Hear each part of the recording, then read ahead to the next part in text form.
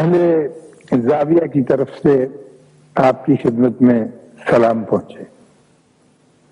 ایک بڑی مشکل اس پروگرام کے شروع سے اب تک رہی ہے اور وہ بدستور اس کے ساتھ ساتھ چلی جا رہی ہے، اور اس کا کوئی مداوع مجھ سے ٹھیک طرح سے نہیں ہو پاتا، اور جب ٹھیک طرح سے نہیں ہو پاتا تو میں بڑی ایمانداری سے اسے تسلیم کرتا ہوں کہ ان خامیوں کو اور کمیوں کو کس طرح سے پورا کیا جائے تاکہ اس میں آپ کی بھی تسلی ہو اور میری بھی تسلی ہو۔ میں اس پروگرام میں بابوں کا بہت ذکر کرتا رہا ہوں، اور آئندہ بھی اگر یہ پروگرام چلے تو ان میں بھی اس کا ذکر کروں گا، اور بابوں کی میں نے اپنے طور پر تعریف بھی آپ کی خدمت میں پیش کی تھی اور اس کی ڈیفینیشن بھی بتائی تھی کہ ضروری نہیں ہے کہ وہ بابا ایک بڑا لمبا چوغا پہنے ہوئے، گلے کے اندر ایک ہار ڈالا ہوا، اس نے منکوں کا اور ریٹھوں کا اور چھواروں کا اور لال داڑھی کی ہوئی، آنکھوں میں سرما ڈالا ہوا، سر کے اوپر چوگوش یا ٹوپی دی، وہی ہوتا ہے۔ یہ ضروری نہیں ہے۔ ایک بابا میں نے عرض کیا تھا کہ بہت ماڈرن اعلیٰ درجے کا 3 پیس سوٹ پہنے ہوئے، سرخ رنگ کی چوڑی پھندار ٹائی لگائے ہوئے، اس کے اندر گولڈ کا بروچ ٹانکے ہوئے، اعلیٰ درجے کا کیمرہ ہاتھ میں اٹھائے ہوئے، اور جتنی بھی ساری موجودہ اس دور کی خدمت ہے اپنے ساتھ لے کے ہوگی بابا۔ بابا کی ایک بیسک کوالیفیکیشن ہے کہ وہ اس فریم ورک کے اندر رہتا ہے جو اللہ نے اپنے نبیوں کے ذریعے انسان کے لیے طے کر دیا۔ انسان کے لیے جب انسان پیدا ہوا، میں نے عرض کیا تھا اپنے اس پروگرام میں، اس کا بار بار حوالہ دیا کرتا ہے کہ جب ہو گیا آپ پیدا تو میں کھڑا ہو کے میں نے اللہ میاں سے کہا کہ اے میرے پیارے کوزہ گر، تو نے یہ کوزہ تو بنا دیا ہے، کچھ جی تو آپ نے بنا دیا ہے، تو اس میں ڈالنا ہے کہ مجھے تو یہ پتہ ہی نہیں، میں تو پیدا ہو کے بیٹھ گیا ہوں، اب مجھے کرنا کیا ہے تو میں کیا کروں، میں نہیں جانتا۔ لیکن جب میں نے عرض کیا تھا کہ جب گھوڑا پیدا ہوتا ہے تو اس کو پتہ ہوتا ہے کہ وہ ایک گھوڑا ہے اور اس نے کیا کرنا ہے،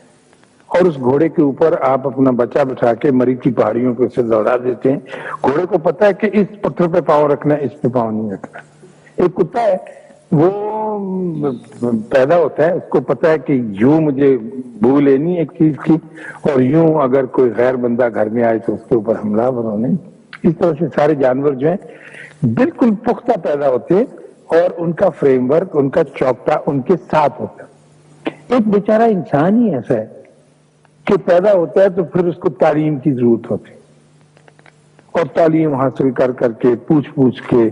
توجہ دے دے کے، استفسار کر کر کے وہ اپنی زندگی کا ایک ڈھانچہ بناتا ہے اور ایک ڈگر تیار کرتا ہے جس پہ چلتا ہے، پھسلتا ہے، پھر چلتا ہے، پھر پھسلتا ہے۔ یعنی کتا مثلاً ہو اور وہ گھر میں چور آ جائیں تو آپ اس کی سنگلی کھول دیں، اس کے کہیں کہ ہوش، اور وہ کہے جی میں نے تو ابھی ایف اے نہیں کیا تو میں کیسے حملہ کرتا ہوں، کچھ ایجوکیشن تو نہیں چاہیے نا سر، تو کتا بیٹھ جائے آرام سے کہ جی میں بی اے کروں گا تو حملہ کروں گا، مجھے تو نہیں آتی ہے، یا میں نے ٹائپ نہیں سیکھی، یا وہ کیا ہوتا ہے آج کل کمپیوٹر نہیں جانتا۔ تو اللہ میاں سے پوچھا گیا کہ میں جی کیا کروں، تو اللہ نے فرمایا کہ دیکھ کوزے، میں نے تیرے لیے انسان نبی کے ذریعے، نبیوں کے ذریعے تیرا ایک فریم ورک پہلے سے پہنچا دیا ہے، جیسا وہ فرمائیں اس کے مطابق تم نے کرنا ہے، اور مزے سے چیٹی بجاتے ہوئے، زندگی کے سارے مزے لیتے ہوئے، اپنی آکسیجن سے فائدہ اٹھاتے ہوئے، گرینری سے، دریاؤں سے، پہاڑوں سے، چٹانوں سے، پھر آپ نے زندگی کو طے کرنا ہے۔ تو ہم اس مقام پر آ کر پھنس جاتے ہیں، اور ہمارے درمیان وہ جو چوکٹا یا فریم ورک دیا ہوا ہے اس کے اندر اور بھی بہت ساری چیزیں داخل ہو جاتی ہیں جو انسان کو تنگ کرتی ہیں بیچارے۔ وہ جس مخلوق کا میں نے نام دیا اس کا طے شدہ ہے، وہ طے شدہ کے مطابق چلا جائے، کبھی اس کے اندر اس قسم کی ایبریشن یا ٹیڑھا پن نہیں آتا جیسا انسان کے اندر آ جاتا ہے۔ تو یہ جو بابے ہوتے ہیں جنہوں نے مجھے بہت اٹریکٹ کیا کہ یہ کیسے ہے کہ ایک سیدھے پاتھ پر، سیدھی لائن پر، سیدھے راستے پر چلے جا رہے ہیں۔ وہ پکار کے کہتے ہیں کہ اہدنا الصراط المستقیم، اور اللہ کہتا ہے کہ یہ ہے، تو وہ کہتے ہیں بسم اللہ اب ہم اس پہ چلیں، اور وہ انعمتا علیہم والے لوگ ان کے اوپر انعام نازل ہوتا ہے، وہ بن جاتی ہے۔ میں اس آرزو میں بھاگا رہا، بھاگتا ہوں اور بھاگتا رہوں گا کہ میں انعمتا علیہم والے کسی بندے کو پکڑ لوں جس کے اوپر انعام نازل، اور جب انعام جس بندے کو ملا ہے،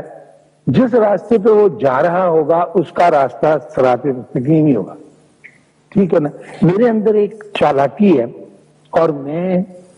اس کے ذریعے ایک خود یعنی اپنے ساتھ سیلف ڈائلاگ کرتا رہتا ہوں، اپنے ساتھ گفتگو کرنے کا طریقہ کہ مجھے کس طرح سے وہ راہ ہاتھ آئے جو آسان بھی ہو۔ ہم لوگ جو ہیں کم کوش لوگ ہیں، آرام طلب لوگ ہیں، اور کئی مصیبتیں ہوتی ہیں، تو میں تصور کے طور پر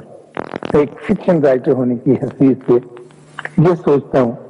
کہ میں مثلاً کبھی منڈی جاؤں، سبزی منڈی، اور اب میری صحت ٹھیک ہے، میں جا تو سکتا ہوں، گرمی کافی ہے پھر بھی جا سکتا ہوں، تو وہاں پر مجھے کوئی انعام یافتہ بندہ مل جائے جس نے کچھ گاجریں، کچھ مولیاں، کچھ گوبھی خریدی ہوئی ہو، بابا جی ہوتا ہے،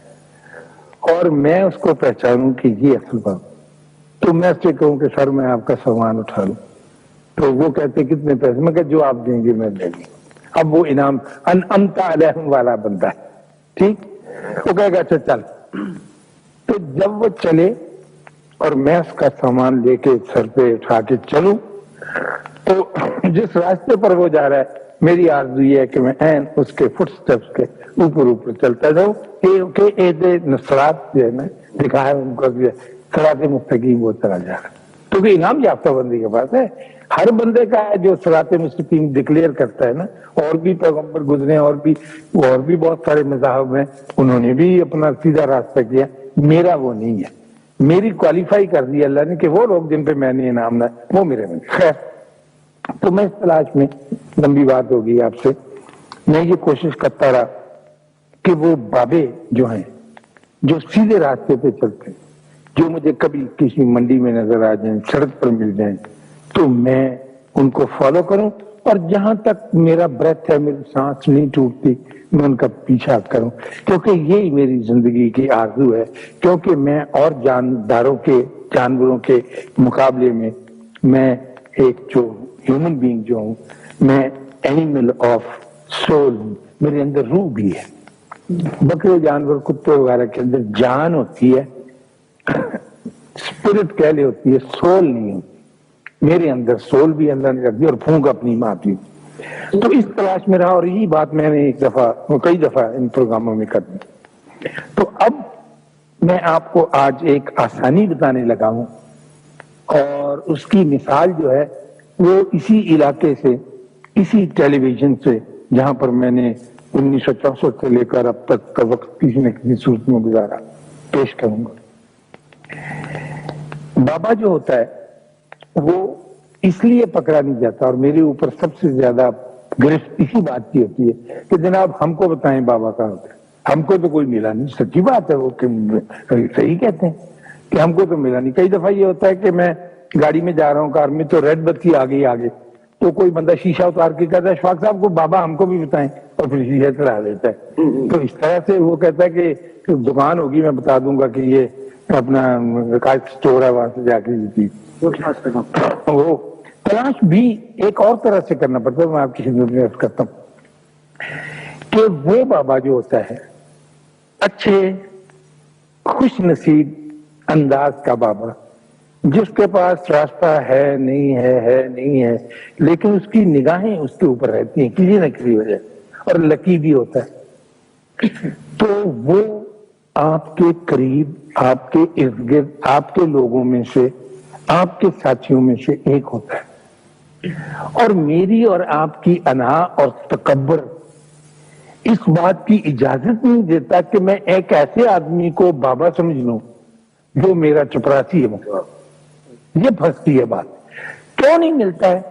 کیا وجہ ہے کہ وہ پوچھتے ہیں بار بار؟ کیا پوچھتے ہیں؟ کہتے ہیں کہ جی آج کل بھی ہوتا ہے، کوئی اکثر کہتے ہیں۔ تو ہمارے بابے کہا کرتے ہیں اس معاملے میں، آپ کو توجہ سے سن لیجئے، کہ جس ماضی کا حال شاہد نہ ہو وہ ماضی جھوٹا ہے. اس عہد کو شہادت دینی پڑے گی کہ پہلے کے جو لوگ گزرے ہیں وہ ٹھیک تھے, تو ایک آدمی یہاں ویسا ضرور ہوگا ہے, پھر ہی کہے گا, نہیں ورنہ تو کہانی ہے, ورنہ تو کس سے. تو وہ شاہد موجود ہے. اب وہ شاہد مجھ کو,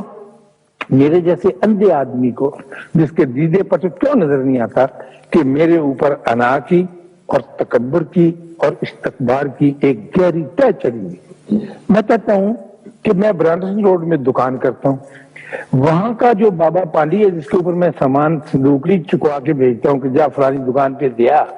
یہ کس طرح سے بابا ہو سکتا ہے کہ میں اس کو کہوں سلام؟ بڑی مشکل ہو جاتی ہے نا بات. اس لیے آپ